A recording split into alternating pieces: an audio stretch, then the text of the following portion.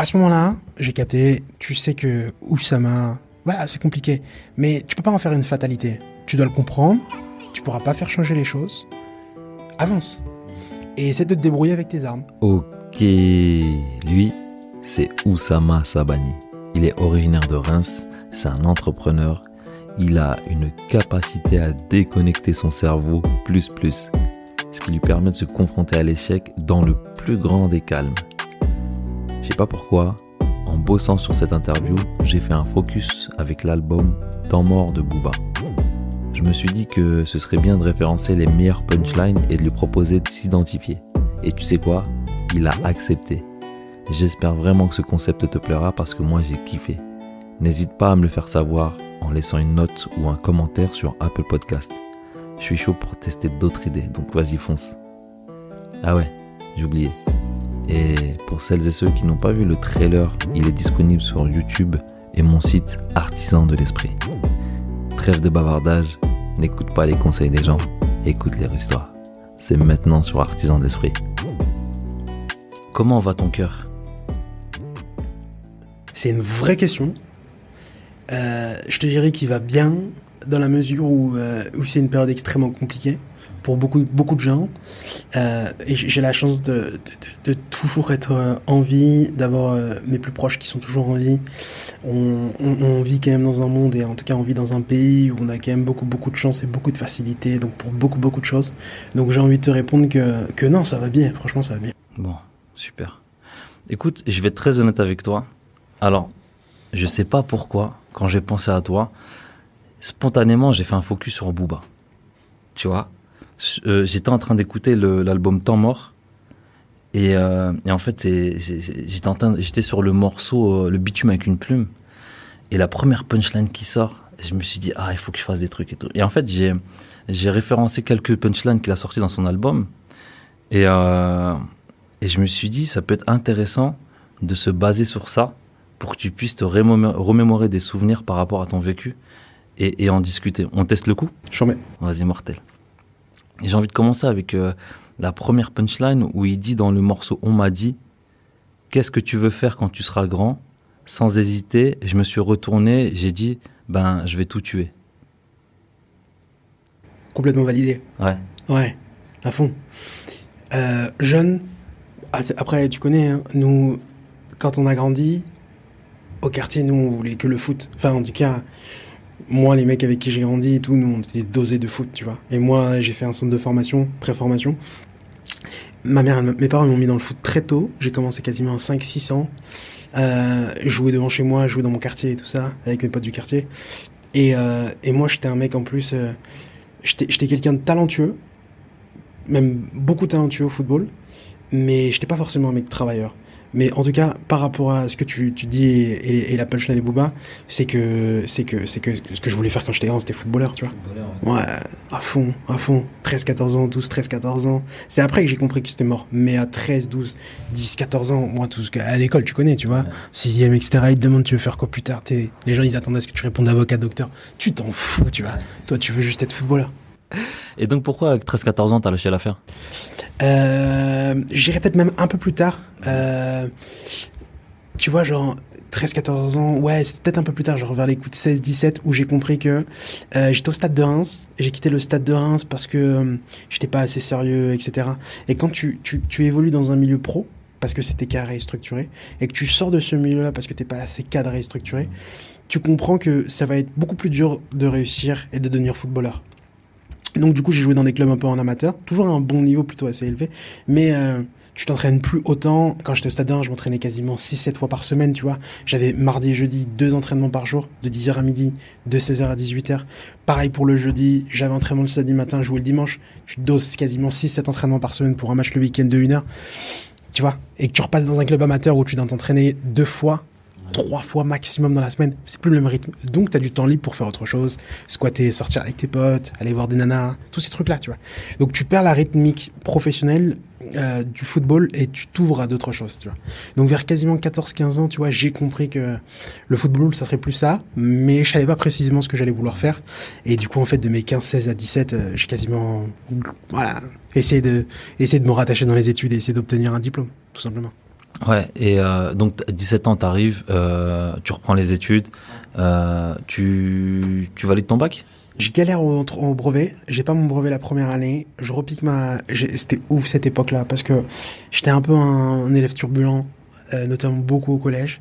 Et ma troisième, je rate mon brevet. Et du coup, en fait, quand tu rates ton brevet, soit tu vas en seconde professionnelle, etc. Soit tu essaies de redoubler, tu vois. Et c'est vrai que j'avais une espèce de pression un peu familiale où il fallait pas forcément que j'aille vers ces voies-là. Et à l'époque, tu comprends pas pourquoi. Donc, tu veux pas décevoir les parents. Donc, ce que je fais, c'est que je vais directement tout seul dans le bureau de la proviseure et je lui explique et je lui dis, écoute, voilà quoi, vraiment, c'était pas une bonne année. Et j'essaie de négocier pour qu'elle accepte mon redoublement, tu vois. Et pendant quasiment 45-50 minutes, je suis dans son bureau, je m'en souviens encore. Et je négocie pour un rapport et elle me dit, mais du coup, vos parents sont pas là? Je dis, non, ils sont pas au courant. Et du coup, j'ai négocié tout seul pour moi et elle a accepté que je redouble, tu vois. Ok. Donc, je redouble, là. Je redouble En plus, ça doit être rare des élèves qui viennent demander le redoublement, tu vois. C'est peut-être pour ça, ça l'a surpris, hein, tu me diras. Ouais, elle était choquée, je Elle a dû voir que t'étais déter. Ouais, je pense, elle a dû voir elle se disait, ce mec-là, c'est rare. Généralement, c'est les parents qui viennent te voir. Ouais. Moi, j'avais honte, tu vois. Et donc, je me suis dit, vas-y, gros, débrouille-toi, tu vois. Et déjà, à l'époque, t'as vu, tu vas le voir, aujourd'hui, je suis beaucoup dans un milieu social, mais j'aimais beaucoup, tu sais, un peu ce truc de convaincre, tu vois, etc. Parler aux gens, convaincre. Moi, c'est un exercice qui me plaisait beaucoup, déjà jeune.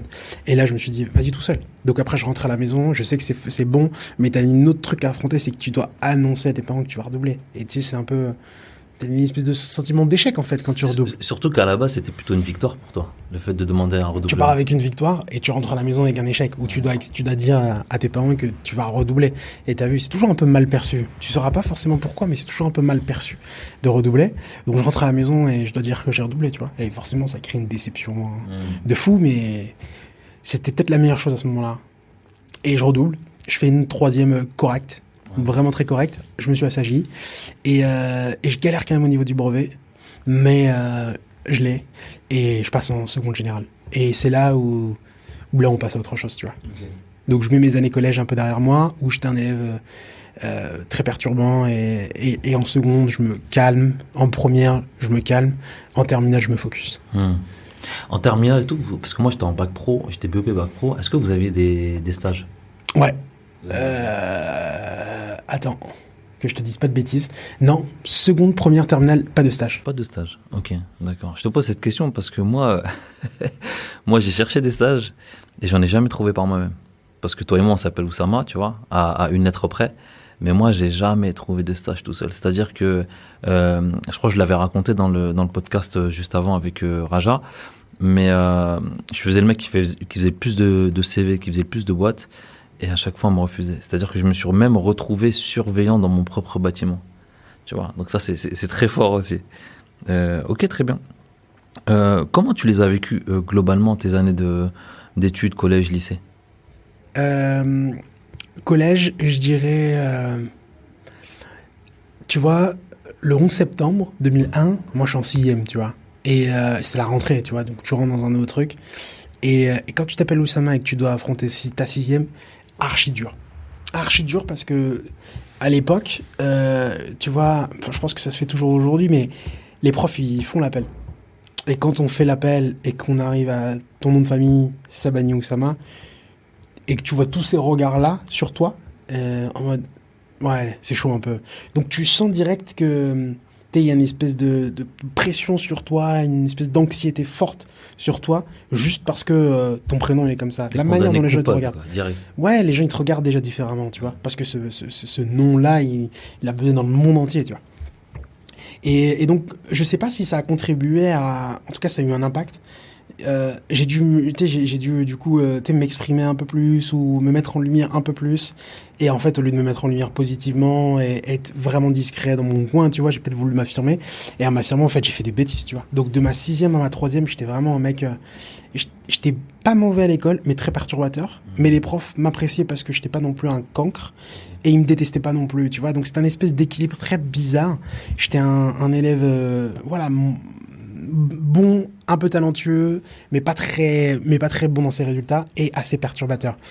Et au lycée, j'étais différent. Tu vois, genre, ma prof de philosophie, c'était passionnant parce que j'avais des super échanges avec elle et on discutait longuement. J'avais un prof d'histoire géo qui est quasiment l'un des meilleurs profs que j'ai eu dans toute ma scolarité, tu vois, qui s'appelle Thomas Morin, avec qui j'ai toujours des rapports aujourd'hui. Et c'était passionnant parce qu'il m'a fait aimer l'histoire et la géographie d'une manière totalement différente, tu vois. Il nous a fait voyager, on a fait des voyages avec lui en Allemagne, c'était passionnant.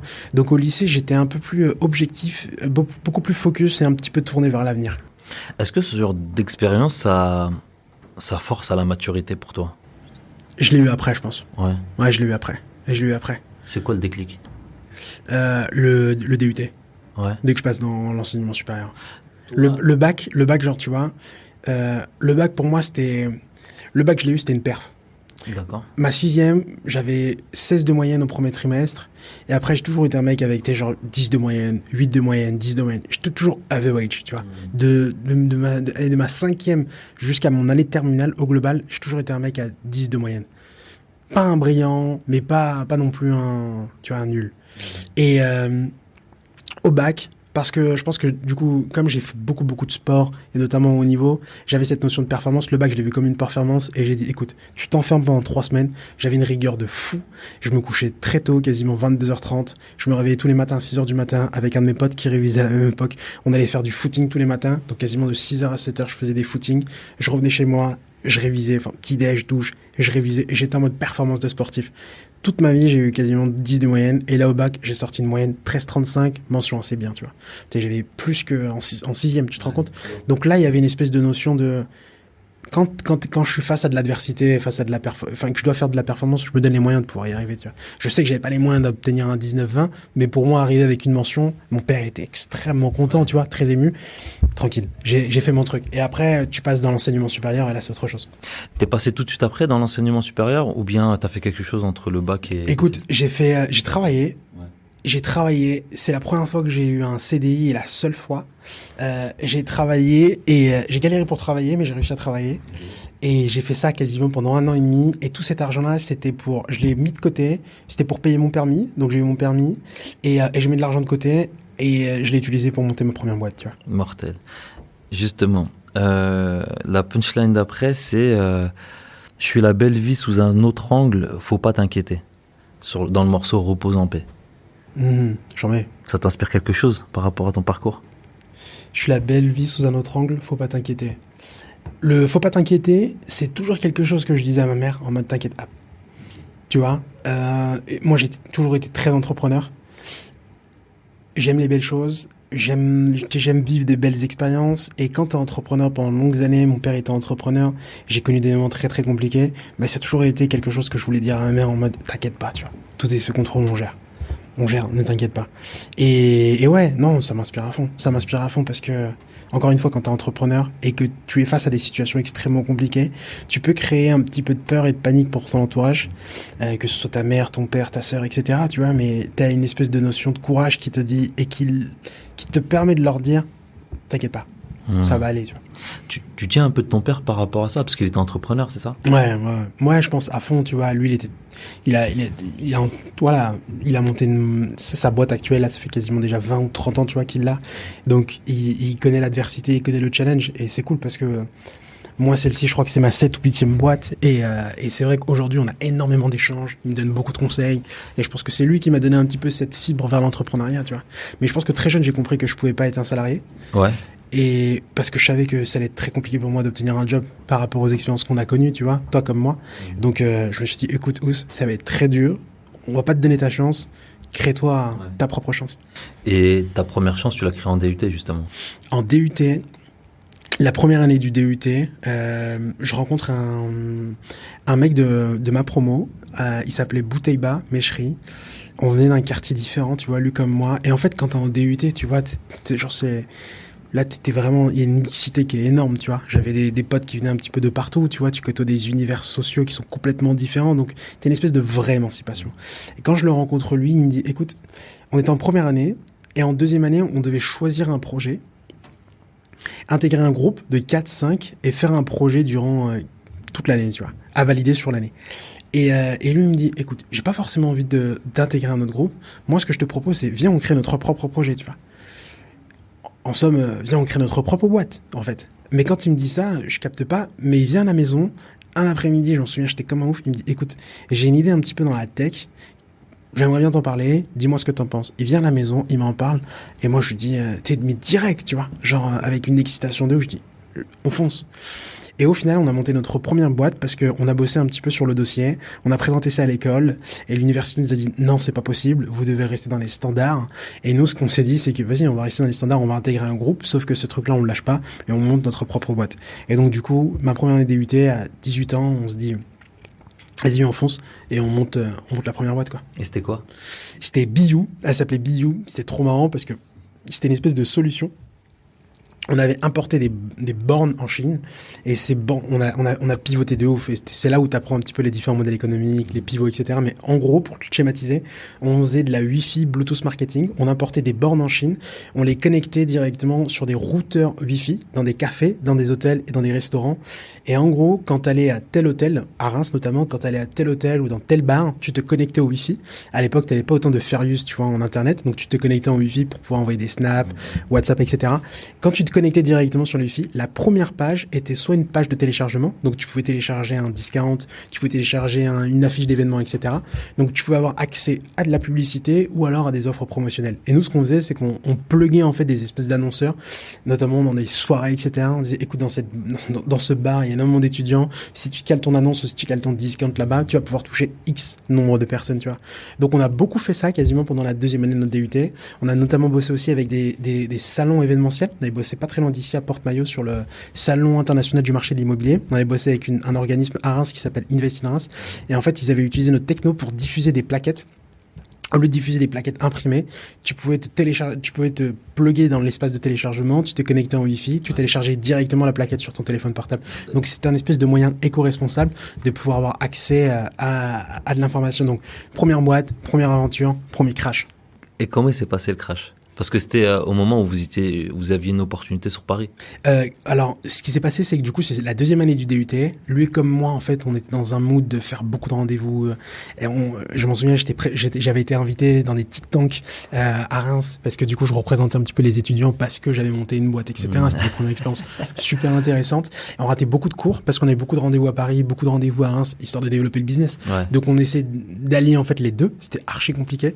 Et comment on se crash? Lui comme moi, on valide notre DUT difficilement, et l'année d'après, lui et moi, on part à l'étranger pour nos études, tu vois. Donc il y a eu deux facteurs. Le premier, c'est que le modèle économique était extrêmement compliqué. Tu avais besoin d'avoir quasiment 10 voire 50 bornes, les pluguer dans tous les endroits. Nous, on n'avait qu'une, et avec celle-ci, on essayait de faire le maximum d'argent. Ouais. C'était pas possible. Et donc, en fait, il te fallait beaucoup de cash flow. Donc, tu avais besoin, et à l'époque, les levées de fonds n'étaient pas aussi développées qu'elles le sont aujourd'hui. Tu avais besoin de lever quasiment, aujourd'hui, ce qu'on appelle du seed, tu vois, lever 500 000 euros, entre 200 et 500 000 euros, acheter une centaine de bornes, pluguer tes centaines de bornes dans différents espaces, et comme ça, t'es tranquille. Et là, tu travailles de façon régie publicitaire, t'as tes bornes qui sont calées, et tu essaies de trouver des deals avec, façon régie publicitaire. Donc on se crache parce qu'on n'a pas de cash, donc on n'a pas de moyens pour investir et avoir plus de bornes pour avoir un modèle économique viable. Et deux, lui part à Taïwan pendant 1 an et moi je pars en Angleterre pendant 1 an. On voulait tous les deux maîtriser l'anglais et on savait que c'était important pour notre business. Donc on est parti, on a quitté la France pour notre licence à l'étranger. Non. Comment tu réagis quand vous crachez votre première boîte? Parce que souvent, c'est quand même quelque chose de même émotionnellement assez fort, tu vois. Franchement, tu vois, je m'en souviens encore comme si c'était hier, tu vois. Et lui comme moi, tu vois, on était déçus, un peu frustrés parce que tu te dis, putain mince, l'histoire elle était tellement belle. Je m'en souviens encore, j'avais participé à des match-ups, j'avais pitché, j'étais monté à Paris, j'étais avec mes meilleurs potes, ils m'avaient accompagné en voiture, on avait pitché, etc. Enfin, tu sais, c'était première expérience où tu sors un petit peu de Reims, t'arrives à Paris, tu pitches tes trucs, t'es à fond, c'est ta première aventure, c'est ta vie en fait, ta première boîte. Mais quand ça s'arrête pas en mode tout s'arrête, tu vois. Tu t'es dit, écoute, ça reste qu'une étape, c'est une expérience, t'en auras d'autres, donne-toi du temps et tu seras amené à recréer autre chose. Donc lui comme moi, tu vois, on arrête cette aventure mais en ayant en tête qu'il y aura autre chose qui arrivera. Il part à Taïwan, je pars en Angleterre, on se focus à fond sur notre année et on se dit potentiellement on fera un truc en revenant. Et c'est ce qu'on a fait. Comment ça s'est passé l'Angleterre? Incroyable. Incroyable dans le sens où... T'avais quel âge à ce moment-là? 19 ans. Ouais, j'avais entre 19 et 20 ans. Je pars un an. C'est la première fois que quelqu'un de chez moi quitte le pays et va vivre un an pardon à l'étranger. Et c'était génial parce que j'arrive, je parlais pas du tout anglais, tu vois. Je parlais pas du tout anglais. Un de mes potes m'avait donné en guise de cadeau son téléphone portable quand j'arrive. Son téléphone portable, il s'avère que son téléphone portable était bloqué. Donc il y avait que la puce Orange française qui pouvait marcher. Okay. Donc j'arrive là-bas, j'ai pas de téléphone pour pouvoir passer des coups de fil. Mon père m'avait pris 2 nuits d'hôtel en me disant que bon, t'as 2 nuits d'hôtel, tu vas essayer de trouver un logement sur place. J'arrive là-bas, j'ai 2 nuits d'hôtel qui sont payées. La première nuit, je suis tellement lessivé avec la pression psychologique d'avoir quitté mes parents. La première nuit, premier jour, l'après-midi, j'appelle ma mère quand j'arrive. Je pleure, je dors, je me réveille le lendemain matin, j'ai 1 jour pour trouver un logement, tu vois. Sauf que je me rends compte que j'ai pas de téléphone portable pour passer des coups de fil. Donc je fonce à l'université. J'essaie de m'inscrire, je m'inscris, c'est marrant parce que la nana elle m'avait dit à l'époque éplez votre nom de famille, j'étais tellement mauvais en anglais, je savais pas, je l'ai dit en français, tu vois, elle m'a dit écoute écris-le, je l'ai écrit, bam, ça s'est fait comme ça, et ouais, je t'ai dit j'étais catastrophique, et en fait du coup il fallait passer des coups de fil à des agences anglaises pour essayer de trouver des logements, sauf que je parlais pas du tout anglais, j'étais vraiment mauvais, tu vois, et la chance, tu vois, la chance des rencontres, les rencontres elles te font toujours avancer, je rencontre 2 personnes, et notamment une fille française, tu vois, qui s'appelle Céline, et Céline elle s'est quasiment occupée de tout pour moi, tu vois, elle avait été adorable. Donc elle prend son téléphone, elle appelle, elle me cale 3 visites, donc 3 visites pour des maisons. J'arrive les résidences universitaires. Mon père voulait que je sois dans une chambre tout seul, etc. Il me dit c'était mieux. Toutes les résidences universitaires étaient full. Il y avait 0 place. Et mon père, en plus, à ce moment-là, lui, il est à l'étranger, il est au Middle East pour les affaires, tu vois. Donc j'ai pas de téléphone portable. Mon père est au Middle East avec un décalage horaire de ouf. J'avais un petit peu d'argent, mais j'avais besoin, tu sais, de lui dire aussi ce que je faisais, d'avoir son aval là-dessus. Et je m'en souviens parce que j'ai réussi. Donc Céline me cale des visites, je trouve une maison. Le loyer était, je trouve une maison du coup que je partage avec 5 personnes et la nana pour tellement je comprenais pas les chiffres, la nana me sort son téléphone portable et me donne les chiffres sur sur le téléphone directement, tu vois. Donc moi, j'avais que cette solution là, je fonce sans demander l'accord à mon père parce que je peux pas le joindre et un soir, tu vois, je me balade dans la ville, c'était à Southampton et en fait je tombe dans une espèce de d'épicerie, tu vois, ce qu'on a ici et je demande à la nana donc c'était là-bas, c'est une communauté beaucoup d'Indiens, etc. Et je dis excusez-moi, est-ce que je peux juste passer un coup de fil parce que j'essaie de joindre mon père, j'arrive pas à le joindre je peux pas le joindre depuis longtemps. Et là j'appelle mon père, donc qui est directement au Middle East, et je lui dis écoute, j'ai 2 minutes, tu vois, je dis c'est bon, je trouve un logement, etc. Je lui explique, c'est impossible de trouver une résidence universitaire, c'est le seul truc que j'ai trouvé, sinon j'étais quasiment à la rue, tu vois. Et il est très content, il me rassure, il me dit écoute, fonce, tu vois. Donc là j'intègre une maison, j'ai 2 Anglais avec moi, avec un accent de ouf, impossible de parler avec eux, une espagnole, Jana, un chinois et une suédoise. Sacré mélange, tu vois. 2 Anglais avec un accent de ouf. Ça me fait penser au film L'Auberge espagnole, tu vois, t'as de tout et tout, mais ça c'est super enrichissant. En plus à 19 ans, déjà avoir le culot de partir de France à l'étranger, même si c'est à 1 ou 2 heures de France, tu vois, partir à 19 ans alors qu'on a l'habitude de vivre chez nos parents, être livré à nous-mêmes, on a juste un sursis de 2 jours pour dormir, une langue que tu maîtrises pas, c'est marrant à quel point une fois que tu passes à l'action, une fois que tu es un peu dans l'instinct de survie, tu vois, mine de rien, tout s'organise bien et se crée, tu vois. Et t'as vu, quand tu as une envie, t'as de la passion, t'as de la détermination, t'affrontes les challenges, tu vois. Je t'ai dit, j'arrive là-bas, je parle pas la langue, j'arrive dans une ville, je connais personne, et mon téléphone portable que mon pote de l'époque m'avait donné marche pas, tu vois. Tu vois, donc là tu te retrouves dans une galère de ouf parce que t'es obligé de te connecter en wifi, donc rentrer à l'hôtel rentrer dans l'hôtel que j'avais pris pour pouvoir communiquer un petit peu avec les gens, et tu peux pas appeler. Et au final t'affrontes les challenges et t'as toujours des choses, tu vois, quand t'as faim et que les gens le voient, il y a des gens qui vont le ressentir et vont vouloir t'aider. Et c'est ce qui est arrivé, tu vois. Céline, on s'est rencontrés, elle a pris son téléphone et elle m'a aidé. Et derrière, pendant 3-4 mois, on était tous ensemble. Et encore aujourd'hui, on est en contact. C'est vrai ? Ouais, c'est incroyable. Et c'est encore plus ouf ce que je vais te dire, parce que cette année-là, regarde à quel point les choses peuvent s'inverser dans la vie. J'arrive là-bas, c'est elle qui m'a tendu la main la première fois. Et moi, quand je suis arrivé, je me suis dit, Ous, t'as 1 an, tu dois revenir et tu dois être bilingue, tu vois. T'esquives les Français, c'était horrible, mais j'ai esquivé tous les Français et moi j'étais focus et j'étais qu'avec des étrangers, tu vois. Et c'est marrant parce que à la fin les Français, donc 10 mois, tu vois, les Français m'ont dit, mec, c'est incroyable. Ton évolution était incroyable. Je parlais anglais avec les Anglais, je t'ai invité beaucoup avec les étrangers, etc. Parce que pendant toute cette année-là, moi, je m'étais refusé de traîner avec des Français. J'arrivais en cours, j'étais avec des Anglais, j'étais perdu, mais perdu. La prof, elle me dit, t'inquiète, ça va aller, mais j'étais perdu. Je me suis dit, mais comment ça va aller? Du coup, je retourne sur les classiques, tu vois. J'achète un Becherel, j'achète un livre. Quand je suis en cours, on n'avait pas beaucoup de cours. Beaucoup le matin, pas beaucoup l'après-midi. Moi, l'après-midi, j'étais là, je taffais, j'allais à la BU et je traînais qu'avec des étrangers. Et je traînais, et j'ai beaucoup passé du temps avec des étrangers. Un de mes potes était anglais qui s'appelle Navid, avec qui je suis toujours en contact. Et j'étais beaucoup avec des mecs du Moyen-Orient parce que, du coup, culture commune. On s'est rencontrés par l'intermédiaire d'un autre pote qui était français. Et du coup, j'ai beaucoup traîné avec un ami à moi avec qui je suis toujours en contact, qui était qatari, qui faisait ses études là-bas, qui s'appelait Khalid. Et cette même Céline, quelques années après, elle vient à Paris, elle me dit, écoute, Ous, elle était de Nantes à la base, elle me dit, Ous, je vais au Qatar, je vais travailler là-bas en tant que elle bosse pour une boîte française là-bas. Elle bossait. Et elle me dit, est-ce que t'as des contacts? Et je lui dis, ouais, à moi de t'aider maintenant, tu vois. Donc, je lui passe 2 contacts à moi là-bas. Et quand elle arrive, au final, c'est beaucoup plus smooth. Elle avait 2 amis qui étaient des amis intimes. Et tu vois, la roue, elle s'inverse, en fait. À un moment donné, la roue, elle s'inverse positivement. Elle m'a aidé. 5 ans après, c'est moi qui l'aide. C'est bien. Ça m'a fait penser une chose quand tu m'as dit que t'arrivais justement en Angleterre et que t'étais sous l'eau par rapport à la langue. En fait, je m'aperçois... est-ce que tu sais... d'un point de vue neurologique, comment ça se fait que toi, t'as appris beaucoup plus rapidement que les autres qui traînent entre eux? Bah écoute, je vais te faire une allusion parce qu'aujourd'hui, je suis en train d'apprendre une autre langue. J'apprends l'espagnol, tu vois. D'accord. Et j'ai la chance de pouvoir parler aujourd'hui quasiment 4 langues. Je pense que déjà, j'ai un bagage culturel qui me permet d'assimiler les langues beaucoup plus facilement. Je suis français d'origine marocaine. Avec mes parents, on parle beaucoup en français, un peu en marocain et un peu en arabe littéraire. Donc, tu vois, j'ai baigné dans un environnement où, depuis que je suis né, j'ai des sonorités différentes, à la fois des sonorités de l'arabe littéraire, qui est un dialecte différent du marocain, et des sonorités françaises. Donc, je pense que quand je suis arrivé en Angleterre, j'avais déjà un peu de facilité, entre guillemets, parce que j'avais déjà baigné dans cet univers-là. Et je pense que le modèle d'éducation de la langue en France est totalement différent d'une expérience quand t'es immergé à l'international. Et la deuxième des choses, c'est la fin, en fait, tu vois. C'est la détermination. Tu sais à quel point c'est important. Ouais. Je pense que j'étais beaucoup plus déterminé que tous les autres. Et moi, je suis arrivé en plus là-bas, je me suis fait pote avec des étrangers, beaucoup des potes scandinaves, un pote à moi qui était allemand, turc, Karim. Le mec, il parlait 5 langues, tu vois. J'avais des potes à moi scandinaves, il parlait 4 langues. Il parlait 4 langues. Moi, j'arrive, je parle 2 langues. J'étais frustré, tu vois. Les Français parlaient qu'une seule langue. Je dis, waouh, on a un vrai retard.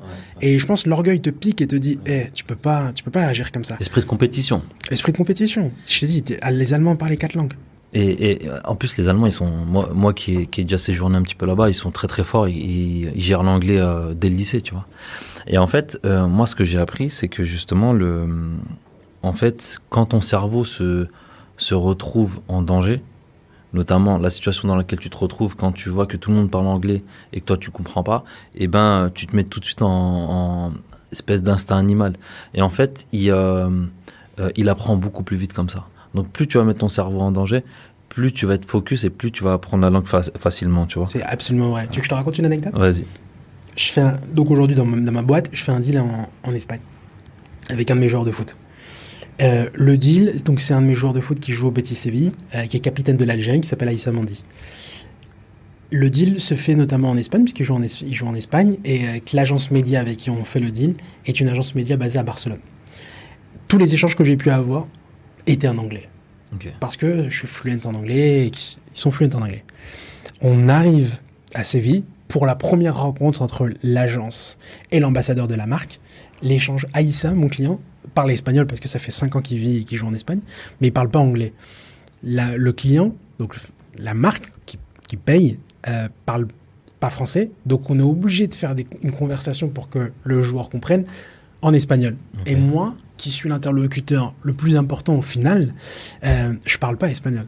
Et cet échange-là, j'étais... Comment te dire? Comme un joueur qui vient de pas de la Ligue des Champions. Ok. Une déception de ouf. Tout ce travail-là, j'avais fait des allers-retours à Barcelone 2 fois. J'avais fait tous ces calls pour que le moment clé, je capte rien. Frustration de ouf. Je suis rentré en France. Je suis rentré en France et j'ai dit à ma collaboratrice Christelle, j'ai dit, écoute, il faut impérativement que je trouve une formation d'espagnol. Et là, arrive le confinement.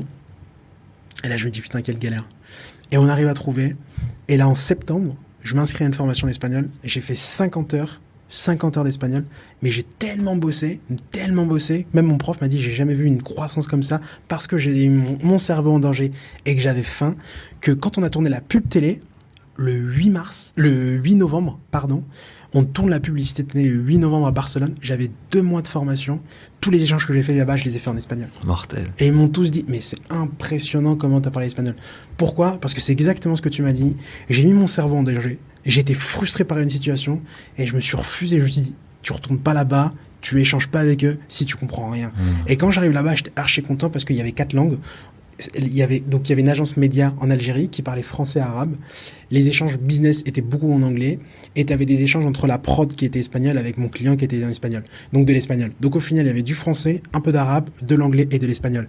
Et j'étais l'interlocuteur qui comprenait toutes ces langues-là. Et là, je me suis dit, t'as marqué des points. De ouf. Bravo. Franchement, lourd. Allez, on va passer à la 3e punchline. On l'a fait tout seul, du sous-sol au toit, sans boussole. Dans le morceau Indépendant. Ouais. De ouf. Ah ouais. De ouf. Tu vois, nous on a grandi dans un environnement où toi comme moi on sait ce que c'est, tu vois. On se forge tout seul au gré des rencontres et on n'a pas de boussole. C'est-à-dire que, tu vois ce que tu me disais tout à l'heure, en fait je voulais être footballeur. Mais quand j'ai su que je voulais pas être footballeur, je savais pas exactement ce que je voulais faire, tu vois. Je crois que je me suis retrouvé dans l'entrepreneuriat, une vraie passion qui m'a été transmise par mon père. Mais quand j'avais 18 ans et que je monte ma première boîte et que je me dis qu'est-ce que je vais faire à 30 ans, tu sais pas en fait, tu vois. Et encore aujourd'hui, tu vois, ça s'affine, mais tu sais pas encore précisément parce que tous les jours t'es confronté à de nouvelles opportunités. Donc au final, la boussole de la vie, elle est extrêmement importante parce que c'est important de savoir où tu vas, même si tu sais pas précisément où tu vas, parce qu'entre-temps, il va y avoir énormément de pivots, tu vois. Et je pense que la vie d'un entrepreneur, elle est tel un labyrinthe en fait. C'est que tu sais pas forcément où est-ce que tu vas. T'as une vaste idée de là où est-ce que tu vas. T'as un point de direction en gros. T'as un point de direction, ouais. Tu vois. T'as un point de direction qui est parfois précis, parfois pas trop. Et t'as un chemin. Et le chemin, il est semé d'embûches. Et toi, tu penses que tu vas y aller comme ça, mais absolument pas. Parce que tu vas affronter des challenges, tu vas affronter des obstacles, tu vas affronter en fait des expériences dans ta vie d'entrepreneur qui ressemblent beaucoup à un labyrinthe. Et c'est un peu comme ça que tu vas construire ta vie et ta carrière d'entrepreneur. Ouais. Je crois qu'il y a un proverbe arabe, je suis même pas sûr que ce soit arabe, mais qui dit nul vent favorable à celui qui ne sait où il va. Clairement. Tu vois, toi t'as ton point et maintenant tu fais du mieux que tu peux pour te rapprocher de ça. Clairement. Et en fait, tous les jours tu rencontres des nouvelles personnes qui vont t'emmener vers telle ou telle direction, tu vois. Donc après, c'est ta capacité à prendre les bonnes décisions au gré des expériences que tu rencontres avec les gens. Et justement, prendre des bonnes décisions, ça passe par prendre des mauvaises décisions. Et toi, t'as quand même fait 8 boîtes. Tu les as pas toutes crachées, mais t'en as craché pas mal. C'est quoi tes apprentissages par rapport à toutes ces boîtes ? Alors, c'est une vraie bonne question. En un, je te dirais être toujours à l'écoute. Ouais. Se faire confiance. Ok. À l'écoute de soi ou des autres ? À l'écoute de soi et des autres. Ok. Je pense qu'il faut pas être têtu. Il faut savoir aussi, faut vraiment savoir être à l'écoute, un petit peu à l'écoute du marché, à l'écoute des avis de tes collaborateurs, de tes investisseurs. Voilà, des gens qui côtoient un petit peu ton écosystème.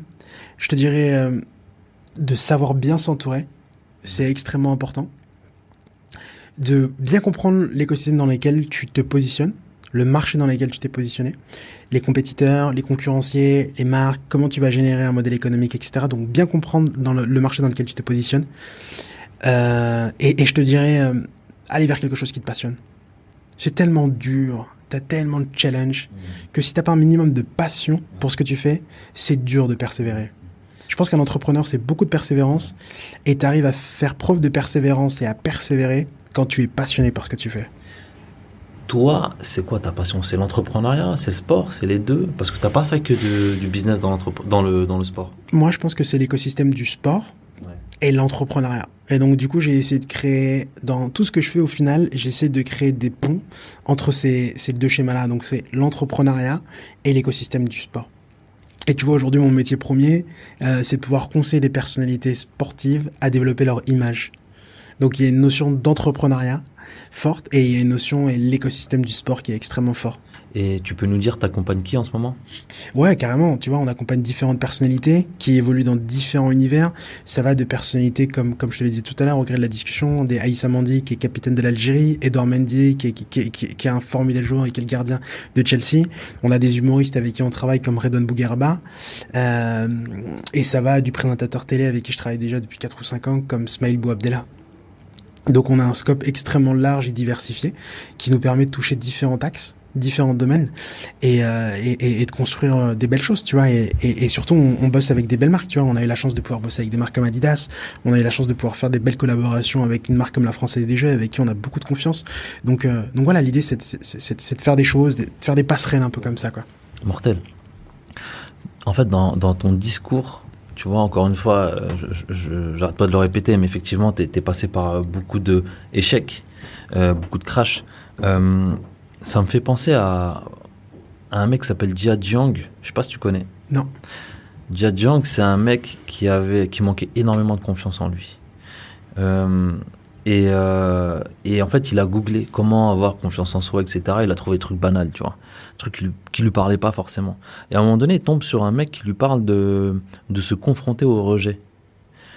Et lui, il a vu ça lui a parlé. Et du coup, le mec en question avait fait 30 jours. Lui, il s'est dit, ok, je vais me faire 100 jours de rejet. Et l'idée, c'était justement de se confronter au non pour gagner cette confiance en soi. Et il a commencé par faire une liste. Et genre, la première chose qu'il met sur sa liste, c'est aller demander $100 à un inconnu. Et en fait, quand il va au travail, il croise le vigile et lui dit, excuse-moi, t'aurais pas $100? Et le mec lui dit, et en fait, il a même pas eu le temps de finir. Le mec, il a même pas eu le temps de répondre qu'il est parti. Il était en sueur, il était pas bien et tout. Et il s'est aperçu d'une chose, c'est que le gars, il a dit non, mais il a dit pourquoi.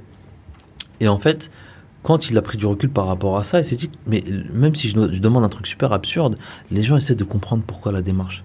Et en fait, il a continué l'enchaîner. Et au bout de 3 jours, il va dans un truc de donuts et il leur demande de lui faire des donuts en anneau, des JO, tu vois.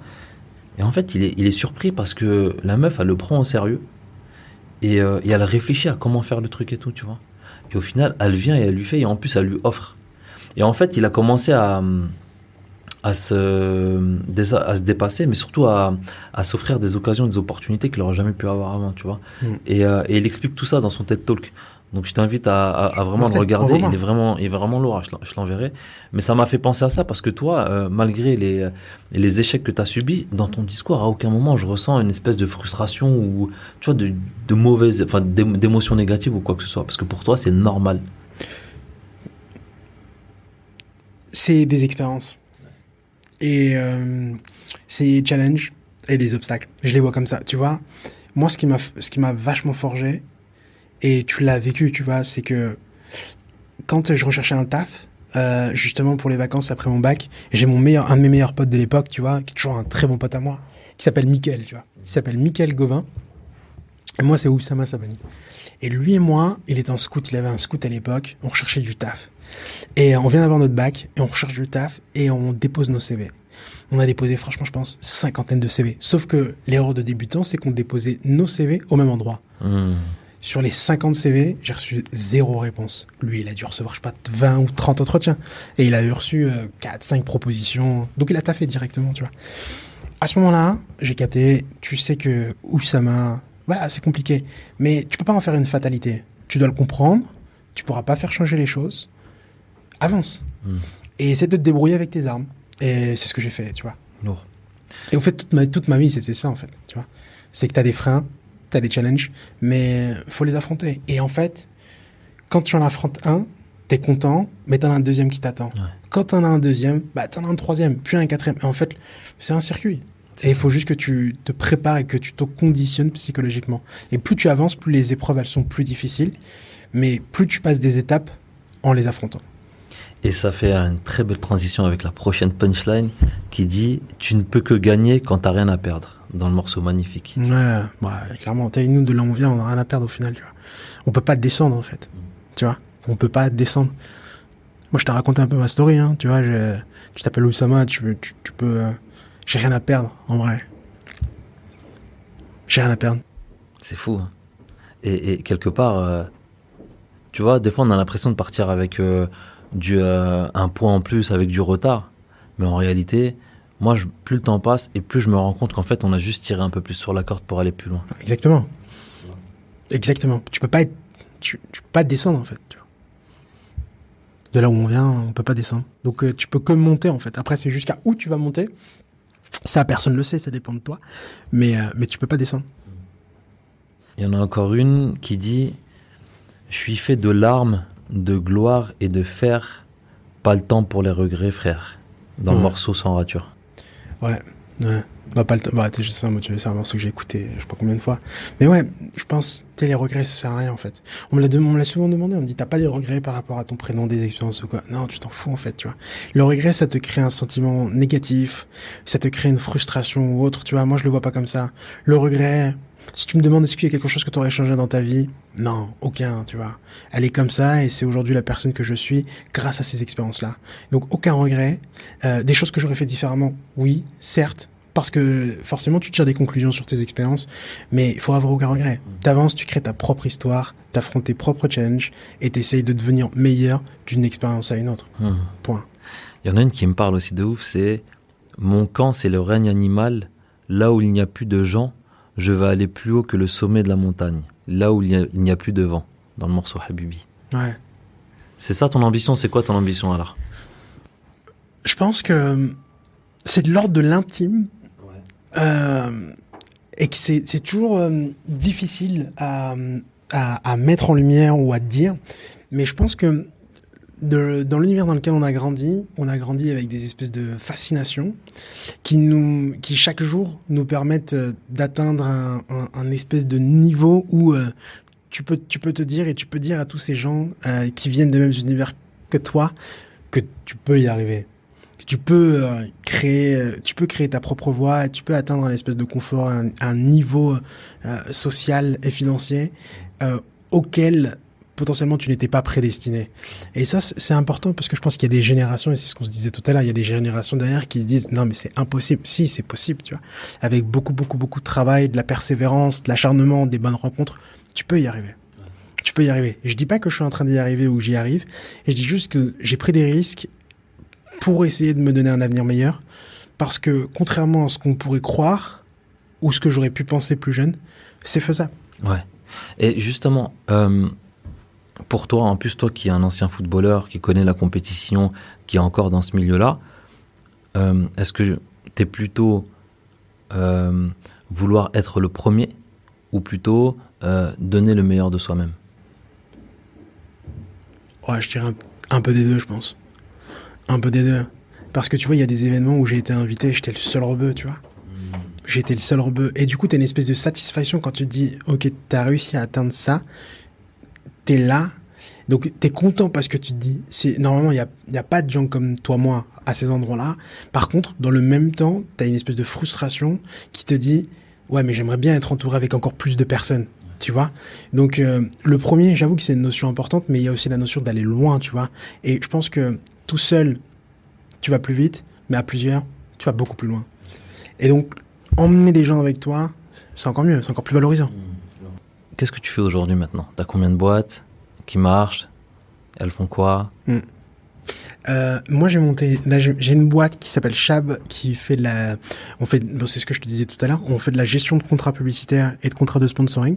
On travaille au global avec une quinzaine de clients qui sont des personnalités, des marques et des clubs de football, et on sert d'interlocuteurs pour mettre en place des deals et faciliter. Ça, c'est mon premier métier. On est une équipe de 6 personnes. À côté de ça, j'ai monté une autre boîte qui s'appelle Mosaic 75, qui est une marque événementielle. On organise un événement par an. On est sur un rythme même de 2, une fois que la pandémie sera finie. L'idée de Mosaic 75, on a organisé notre première édition. On a privatisé le Parc des Princes le 12 octobre. On a réussi à réunir un peu plus de 50 personnalités, précisément 57 personnalités, autour de 4 univers: la musique, le sport, la danse et l'art. Et on a créé une expérience footballistique totalement différente, où ces 57 personnalités se sont challengées dans un village football avec à la fois des animations et à la fois un tournoi de football. Et l'idée de ce projet-là, c'est de pouvoir connecter des personnalités dans le cadre d'un show, dans un univers extrêmement différente des codes du football que tu peux avoir actuellement, et surtout une expérience qui serait ouverte au public, parce que c'est vraiment ça la volonté, et de faire vivre le football et l'art, connecter le football et l'art dans une expérience totalement différente. Donc la prochaine édition, on est en train de bosser dessus, elle aura lieu en septembre, donc ça c'est ma deuxième boîte, et là la troisième que j'ai montée récemment, c'est un fonds d'investissement dans le domaine du sport, et ce fonds vise à investir dans des boîtes notamment dans le domaine de la tech. C'est tout récent, c'est tout neuf, mais voilà. Déjà, rien que pour sa grosse force, en plus, le projet événementiel, je le trouve incroyable. Merci. Vraiment, je le trouve incroyable. Et j'ai vu les photos, j'ai vu le Insta et tout. Et franchement, non seulement c'est un taf quali, mais tu vois même les gens que tu as réunis, tout l'environnement que vous avez mis en place pour que tout se passe bien dans le meilleur des mondes, avec les activités. Enfin, franchement, il y avait tout qui était carré, c'était incroyable. Merci parce que beaucoup. le Parc des Princes, c'est pas rien, tu vois. C'est pas une petite salle de 200 personnes, ou là, c'est le Parc des Princes, avec des grosses célébrités et tout. Franchement, bravo. Non, Merci franchement, beaucoup. incroyable. Une grosse force à tous les gens qui ont bossé sur ce projet-là, parce que, comme je te le disais tout à l'heure, en fait, la force de la réussite d'un projet aussi, c'est de bien s'entourer. J'ai la chance d'avoir des associés formidables, une équipe formidable, et voilà, j'ai pas fait ça seul. On était au global 5 associés sur ce projet-là, une équipe de quasiment 30 personnes le jour J. On a réussi à réunir 180 personnes parce qu'on était limité avec la jauge Covid. Ça s'est bien marié. Là, l'idée, c'est de faire un objectif en plein air, donc entre 1500 et 3000 en fonction des jauges qu'on aura post-Covid, et voilà, faire vivre une expérience totalement différente, toujours dans un lieu un peu inédit. En tout cas, merci. On a essayé de s'attarder pour créer une belle image positive, promouvoir la culture, la pop culture et les valeurs du football d'une manière totalement différente. Bah, je trouve que c'est une très belle réussite et grosse force encore une fois. Question toute bête. La première fois que tu te retrouves à côtoyer des célébrités par rapport à ton expérience, ça te fait quoi ? Franchement, sans prétention aucune, ça m'a pas fait grand-chose. Parce que quand je rentre d'Angleterre, c'est là où je monte ma deuxième boîte, c'est que je rentre et écoute, quand j'avais un très très bon contact avec un pote à moi qui avait une boîte de prod audiovisuelle. Et il me dit, écoute Ous, on a lancé, donc à Reims, on a lancé une espèce de web TV qui s'appelle Reims TV. Je te vois trop prendre un micro, faire des interviews un peu micro-trottoir. Et je lui dis, waouh, j'en mets. Direct, ça me parle, dans le domaine du football. Et la première interview que je fais, je m'en souviens, c'est match France-Serbie, qualification je crois que c'était en 2012, si je me trompe pas, tu vois. Ça devait être la Coupe du Monde ou Championnat d'Europe. Et je prends le micro, j'interview Adeline Hazan, qui était à l'époque la maire de ma ville, et je fais Adil Arami, Philippe Mexès, Franck Ribéry, Karim Benzema, Hatem Ben Arfa. Direct, tu vois. Et là, tu me lances vraiment dans le grand bain. Et forcément, je disais n'importe quoi, etc. mais c'était les premières expériences. Et dans la foulée, tu vois, je monte ma propre émission sur ce média-là. Je monte ma propre émission qui s'appelait, où je faisais des interviews. Donc elle s'appelait, c'était pompeux à l'époque, mais 5 minutes inside. Et en fait, j'ai fait des interviews je montrais tout ce qui se passait un petit peu dans les backstage des événements à Reims. Et là, je fais Kev Adams, j'ai fait Koé, j'ai fait Jérémy Ferrari, j'ai fait Lafouine, j'ai fait Black M, Vita. Enfin, voilà, c'était super intéressant. Donc, c'était les premiers pas un petit peu dans l'écosystème, un petit peu des célébrités. Et franchement, ça m'a jamais impressionné. Je pense que la seule personne qui m'impressionnera, que j'ai jamais rencontré encore, mais que j'aimerais beaucoup, c'est Zizou. Mais sinon, non, ça m'a pas impressionné, tu vois. Genre, c'est une culture que j'aime beaucoup. C'est des gens qui ont un peu tu vois, au-delà de l'aspect célébrité, c'est des gens qui travaillent, qui ont un rythme de vie, qui ont une exigence, qui ont une notion de performance qui est vachement intéressante. Donc, plus je me nourris de l'apprentissage que j'ai avec la rencontre que je peux obtenir avec eux, plutôt que l'impression, parce que c'est des personnalités. Super. J'ai 2 dernières questions pour toi. J'ai le temps, fonce, même si t'en as d'autres. La première, c'est quelle erreur t'aurais pu éviter d'après toi ?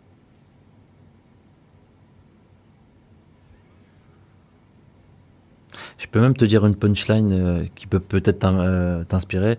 Ouais. C'est Bitume avec une plume, où il commence ce morceau en disant mon frère, je voulais la gloire, j'ai eu la guerre, je l'ai faite, il y en aura d'autres.